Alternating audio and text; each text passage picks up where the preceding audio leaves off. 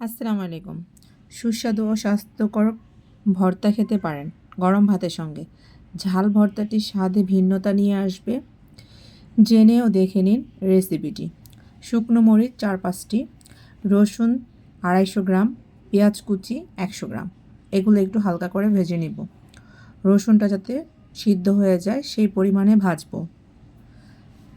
ভাজা হয়ে গেলে এটা আমি একটা বাটিতে নিয়ে নিব।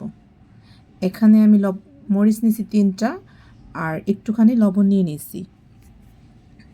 ধনিয়া পাতা কুচি নিয়ে নিব। রসুনগুলোকে হাত দিয়ে চটকে চটকে ভালো করে মিক্স করে নিব। সরিষার তেল দিয়ে নেড়েচেড়ে সাজিয়ে পরিবেশন করব মজাদার রসুনের ভর্তা। আমার রেসিপিগুলো ভালো লাগলে অবশ্যই আমাকে লাইক ফলো করবেন, আমাকে সাপোর্ট করবেন। আসসালামু আলাইকুম।